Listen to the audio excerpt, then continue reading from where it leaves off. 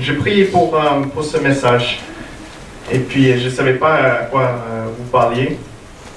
Et je priais, j'ai ouvert la Bible et je suis tombé sur ça. Je voulais vraiment, comme c'est la dernière fois que je puisse parler, je puisse pouvoir vous parler, que ça vient de Dieu. C'est quelque chose que Dieu veut te donner. Et donc, c'est mon espérance que vous profitez tous de cette lecture et de ce partage. De quelle manière nous courons? De quelle manière nous courons? C'est ça le titre du message. Et c'est vrai que dans la vie, nous courons tout le temps. Quand tu es au supermarché, on court pour être le premier dans la file d'attente. On est dans la voiture, on se gêne pour être juste devant l'autre. S'il y a deux voies qui mergent, on a. Ça fait partie, on est fait comme ça. On veut être au premier. Et la Bible parle aussi de cette question de courir.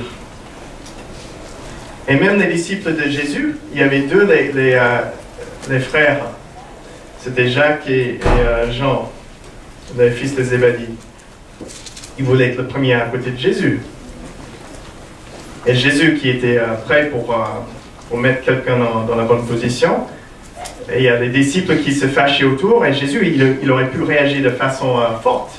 Et qu'est-ce qu'il a fait? Doucement, il a dit, tu veux partager de mon baptême, tu veux participer avec moi, très bien. Je veux que tu sois le premier, mais je veux que tu sois le premier en amour et en servitude. Et c'est comme ça que vous êtes le premier. Donc Jésus nous montre cette inspiration d'être le premier, d'être excellent. C'est très très bien. Dieu le veut comme ça. Il veut juste que ça soit placé dans les bons principes, dans les bons services. Donc nous allons lire ensemble, ouvrons 1 Corinthiens 9, 24. Qu'est-ce que la Bible dit par rapport à la manière de laquelle nous devrions ouvrir? 1 Corinthiens, chapitre 9, 24.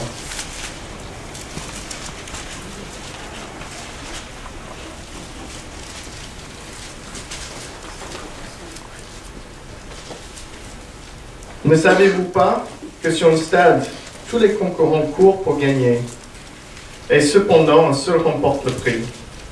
Courez comme lui de manière à gagner. Amen. Amen.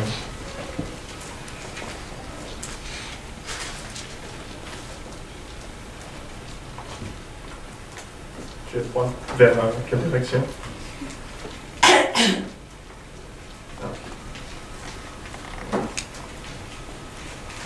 Courir de manière à remporter le prix. Et c'est vrai, souvent quand on pense à courir, on pense tout de suite à cette verset assez connu dans 2 Timothée 4, 7 qui dit « J'ai combattu le bon combat, j'ai achevé la course, j'ai gardé la foi. » La Bible nous explique l'importance de finir cette course. Mais dans ce verset dans Corinthiens, il nous parle aussi de manière dont on court cette course. Ce n'est pas une balade, ce n'est pas une petite promenade dans le parc. Ils disent de courir de façon à gagner le prix. Verset 25. Toutes les athlètes s'imposent une discipline sévère dans tous les domaines pour recevoir une couronne, qui pourtant sera bien vite fanée, alors que nous aspirons à une couronne qui ne flétrira jamais. Amen. C'est pourquoi, si je cours, ce n'est pas avec l'aveuglette, et si je m'exerce à la boxe, ce n'est pas en donnant des coups en l'air. Je traite durement mon corps, je le maîtrise sévèrement, de peur qu'après avoir proclamé la bonne nouvelle au corps, aux autres, je ne me trouve moi-même disqualifié. Donc voilà, on voit l'importance de cet entraînement, cette discipline stricte et sévère, comme une athlète. Et quand on pense à cet entraînement biblique, qu'est-ce que ça veut dire, cette question discipline sévère, et dans une autre version, il parle d'entraînement. Dans une autre version, il parle d'abstinence. Qu'est-ce que ça veut dire? En 2 Pierre 1,5, on va regarder un peu quelques disciplines, quelques entraînements dont parle la Bible. 2 Pierre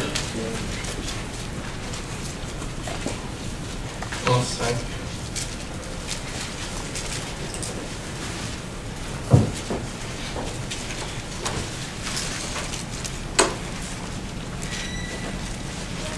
Pour cette raison même, faites tous vos efforts pour ajouter à votre foi la force du caractère, à la force du caractère la connaissance, à la connaissance la maîtrise de soi, et à la maîtrise du soi l'endurance dans l'épreuve, à l'endurance de l'attachement à Dieu, et à cet attachement l'affection fraternelle, à l'affection fraternelle l'amour.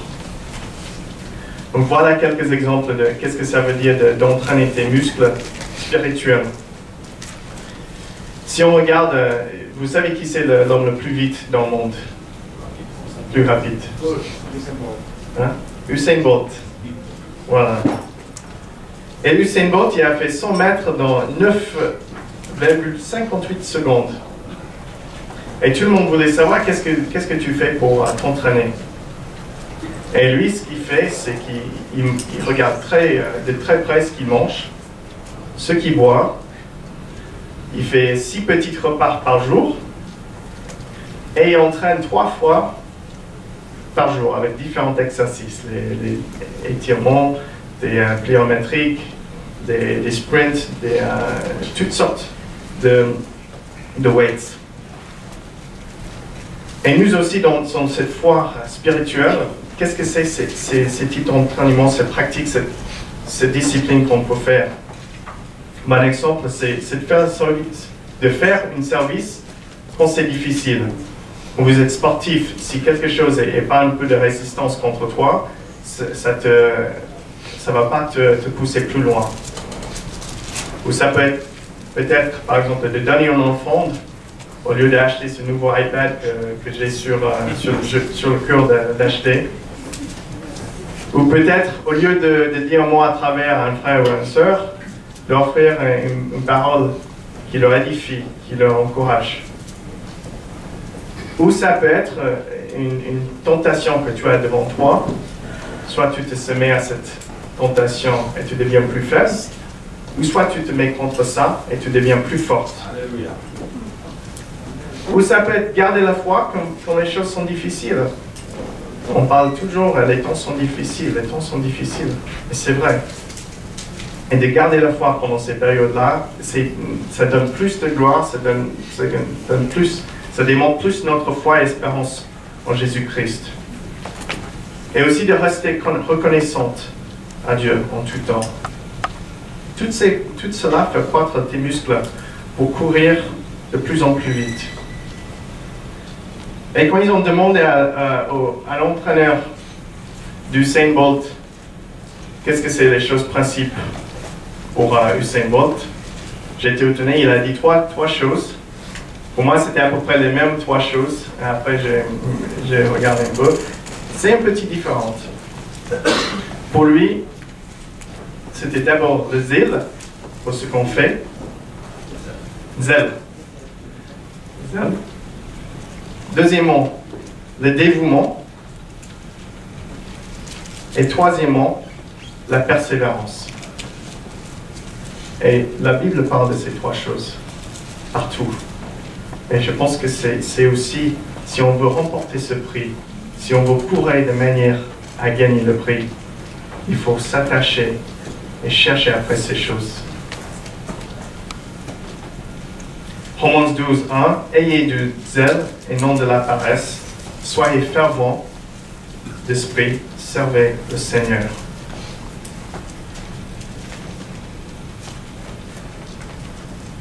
La troisième chose, pour courir, pour gagner le prix, c'est de boire de la source de l'eau de vie. Nous savons que sans boire, un corps il peut fonctionner que 3-4 jours. Après, on meurt. Et c'est pareil dans notre vie spirituelle. Si on n'a pas cette relation avec Jésus-Christ, on est coupé, on est privé de la gloire de Dieu, de cette relation avec Dieu. Et voilà pourquoi de boire de cette source, comme dit en Apocalypse 21:6, boire de la source de l'eau de la vie. Un athlète qui boit beaucoup. Et nous aussi, nous devrions boire beaucoup de cette source qui est toujours présente pour nous. Et quatrièmement, il faut aussi manger, se nourrir de la parole de Dieu. En Matthieu 4:4, Jésus a dit, l'homme vivra de toute parole qui sort de la bouche de Dieu. Si nous voulons grandir dans la connaissance de la vérité, nous devrions manger ce pain et se nourrir de la parole de Dieu.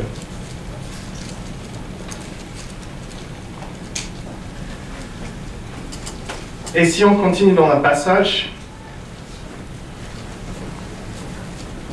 ils disent, car il ne faut pas que vous ignoriez ceci, frères, après leur sortie d'Égypte, nos ancêtres ont tous marché sous la conduite de la nuée, ils ont tous traversé la mer, ils ont donc tous, en quelque sorte, été baptisés pour Moïse dans la nuée et dans la mer.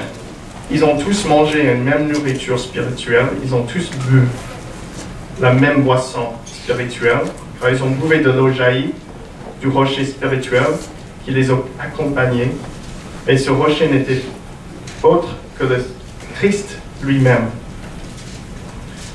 Donc ça c'est intéressant, parce que je pense que tout ce qu'on a vu sur le premier diapo, vous savez tous l'importance de boire de la sauce. Vous savez tous l'importance de lire la parole de Dieu. Vous savez tous l'importance d'être attaché à Dieu et d'avoir du zèle. Et vous avez tous peut-être déjà expérimenté au moins peut-être plusieurs fois, une expérience très forte avec le Seigneur. Mais pour une raison ou d'une autre, c'est pas assez pour tout le monde. Et je pense que c'est pas assez pour on a vu là, c'est un avertissement dans la parole de Dieu. Vivre une expérience très forte avec le Seigneur n'a pas été suffisant. Je pense que si moi je vois une mer qui devient un mur et je passe dedans, et ensuite, quand j'ai faim, j'ai besoin de nourrir, il y a du pain qui se tombe par terre. Maintenant, je peux facilement dire que ce serait très difficile à se tourner de Dieu. Mais pourtant, il y avait beaucoup d'hommes, il disait là, qui mouraient. Verset 5, malgré tout cela, la plupart d'entre eux ne furent pas agréés par Dieu, puisqu'ils périraient dans le désert. Comment on explique ça? C'est pas possible de passer à travers ces choses et après de renier à Dieu. Mais c'est pourtant ce qui se passe. Moi, quand j'étais à Paris avant de venir ici, j'étais aux États-Unis. Et de temps en temps, quand je suis en vacances, je passe par ces églises. Rien me plaît plus, mais me réjouit plus de voir mes anciens frères et sœurs qui servent encore le Seigneur. Alléluia. Et j'espère quand je reviens dans quelques ans, je vais vous voir tous les mêmes visages, en train de servir et grandir et courir cette course. Mais, malheureusement, je pense qu'il n'y aura pas tous les têtes. C'était comme ça quand j'ai eu une visite à Paris, aux États-Unis. Il y avait la plupart étaient là, mais ils n'ont pas été là. Comme explique la parabole, il y a des choses dans le monde qui peuvent nous entraîner, on les voit à travers. Et c'est cela que la Bible nous met en garde. Même des châtiments n'ont pas été suffisants pour les détourner de leur voie. Et je prends un exemple flagrant, c'est l'exemple avec le pain. Dans Nombre 11-18, c'est la première fois qu'il se plaint de ce qu'il mangeait. Ah, si seulement nous pouvions manger de la viande, nous étions si bien en Égypte. Qu'est-ce qu'ils mangeaient en Égypte? Avant de partir, ils ont dit il faut que vous fassiez 2 fois plus de pierres, sont de la paille, cherchez la paille vous-même. Ils n'avaient même pas le temps pour manger. Et si seulement nous pouvions manger de la viande. Et c'était une offense à Dieu. de voir ce miracle. Et devant ce miracle, ils se plaignent.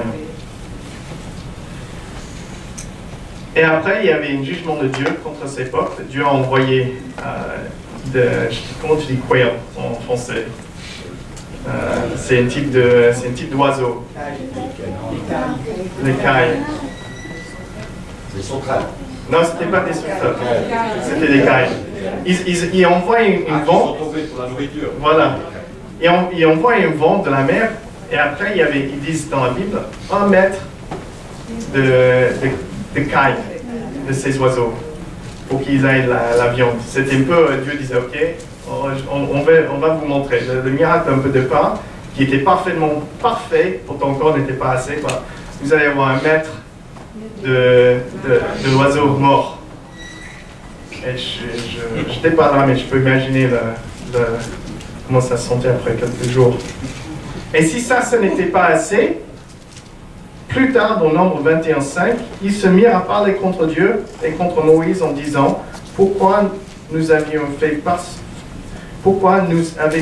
fait sortir d'Égypte pour nous faire mourir dans le désert, car il n'y a ni pain ni eau, et nous sommes dégoûtés de cette nourriture de misère.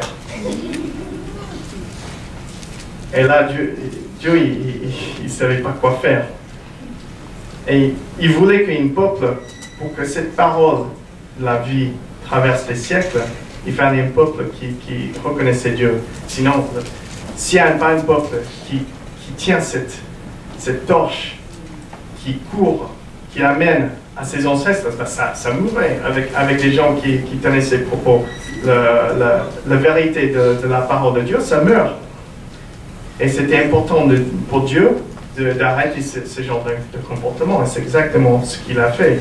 1 Corinthiens 10, l'avertissement. 1 Corinthiens 10, ne vous plaignez pas de votre sort comme certains d'entre eux qui tombèrent sous les cordes de l'ange exterminateur. Donc c'est un avertissement du Nouveau Testament, faisait référence à l'Ancien Testament, c'est pour nous tous, c'est pour moi. Et c'est la parole de Dieu. En fait, la Bible nous parle d'un principe, plus que nous avons reçu, plus que nous sommes responsables. Et ces gens qui ont vu ces miracles, ils étaient quand même responsables. Les 3 exemples dans Corinthiens qui sont donnés, gardez nos cœurs contre l'idolâtrie.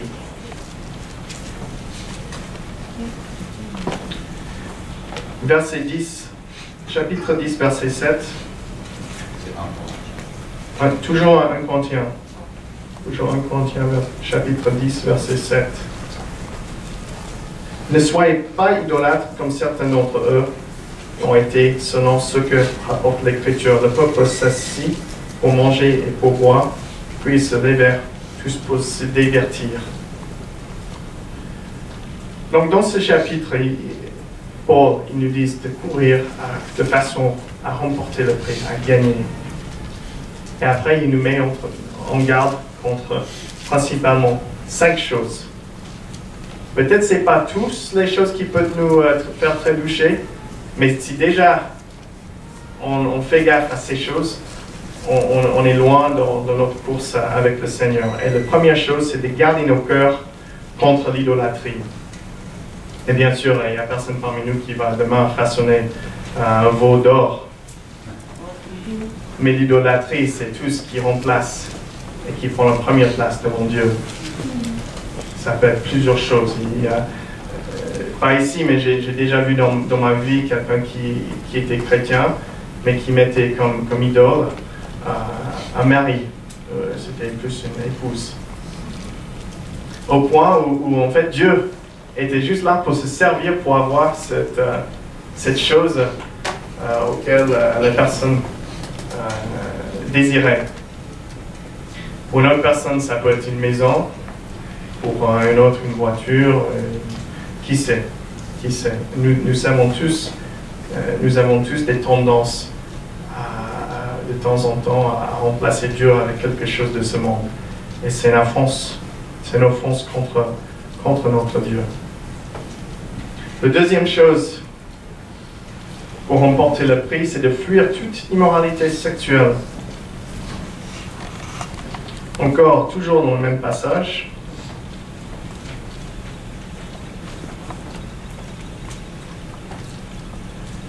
Ne nous laissons pas entraîner à l'immoralité sexuelle comme firent certains d'entre eux, et à un seul jour, il mourut 23 000 personnes. Donc au début, ça fait référence toujours dans le peuple d'Israël qui était dans le désert, qui était entraîné par des prostituées. Et puis petit à petit, il s'éloignait, il commençait à idoler même les dieux de cet autre peuple. Et parfois, les hommes de ce jour, des chrétiens, ils se disent faibles sur ce point. Pour un homme, c'est difficile, l'immoralité sexuelle. Et Jésus, il a mis le bar très haut. Il a dit, si tu regardes une femme avec un œil passionné, vous avez déjà commis l'adultère avec elle. Donc le bar est assez haut. Jésus a dit pour une raison exprès, parce que si on arrête déjà les yeux, on est beaucoup plus forte à s'arrêter plus loin, à ne pas aller plus loin. Mais il y a des gens qui disent c'est une faiblesse, quand on lit parfois des livres chrétiens, c'est souvent un thème qui se soulève. C'est des hommes, même des pasteurs qui tombent dans cette difficulté. Mais ce n'est pas impossible. Ce n'est pas impossible. Job a dit, j'avais conclu un pacte avec mes yeux. Il ne devrait jamais porter un regard chargé de désir sur une jeune fille. Et plus loin, dans le même chapitre, c'est Job 31, il dit, si j'avais fait ça, j'aurais mérité d'être condamné et d'avoir ma femme servir un autre homme. Donc nous savons que le bar est haute, mais c'est complètement pas possible. Et pour remporter le prix, il faut fuir toute cette immoralité sexuelle. Le troisième point pour remporter le prix, c'est de ne persister pas dans une attitude de manque de reconnaissance. Je le mets comme ça, je traduis un peu, si on veut lire cette partie-là.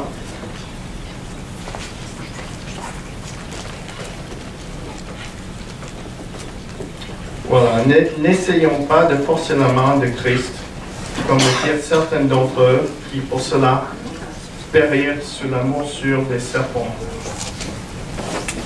Donc là, ça fait référence aussi à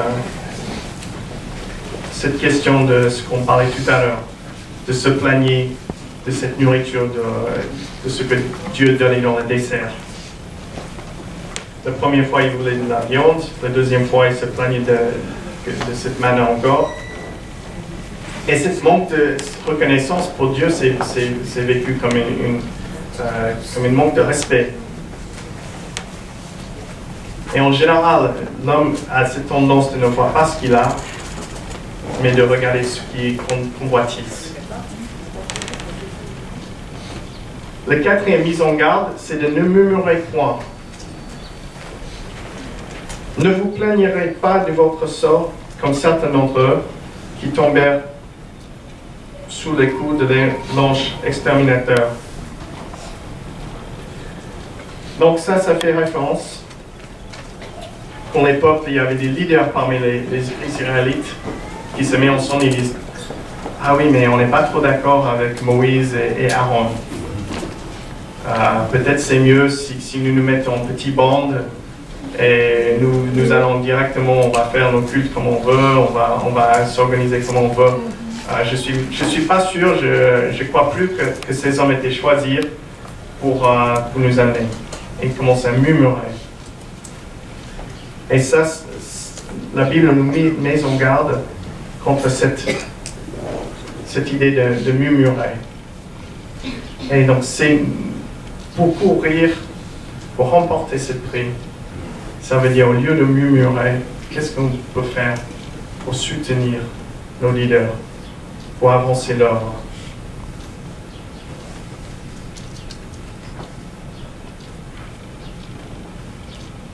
Et la dernière chose, c'est de prendre garde contre l'orgueil spirituel. Si vous avez tous entendu les premières 4 choses, et c'est comme si Paul le savait, il y aura des gens qui disaient « Aimez-moi, je ne fais pas d'immoralité sexuelle, je ne fais pas de convoitise, je suis reconnaissante, je fais tout ce qu'il faut faire, je n'ai pas d'idole. » Et après, à la fin, Dieu dit « Ok, très bien, si tu te crois debout, prends garde de ne pas tomber. » Parce que les gens ne tombent pas exprès. Ils tombent parce qu'ils ne sont pas sur leur garde, en relation avec Jésus-Christ. Prends garde de ne pas tomber. Résistez à cet orgueil spirituel. Les tentations qui vous sont assaillies sont communes à tous les hommes. Donc ça veut dire que ces 4 premières choses qu'on a vues, c'est pour tout le monde. Prenez garde de ne pas tomber. Conclusion. En conclusion. «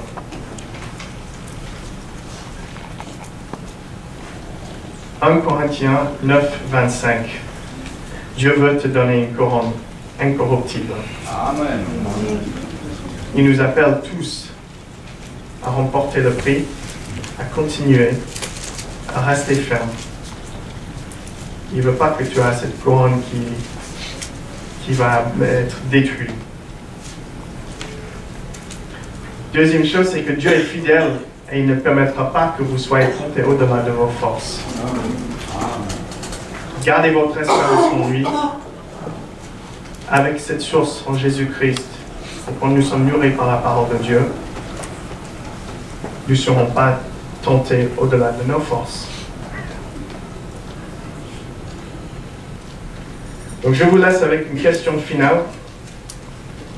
La dernière question que je vous pose. Êtes-vous d'accord à continuer la course jusqu'au bout? Amen. Amen. Acte 20, 24. Ma vie m'importe peu. Je ne lui accorde aucun prix. Mon but, c'est d'aller jusqu'au bout de ma course et d'accomplir pleinement le service que le Seigneur m'a confié, de proclamer la bonne nouvelle de la grâce de Dieu. Alléluia. Amen.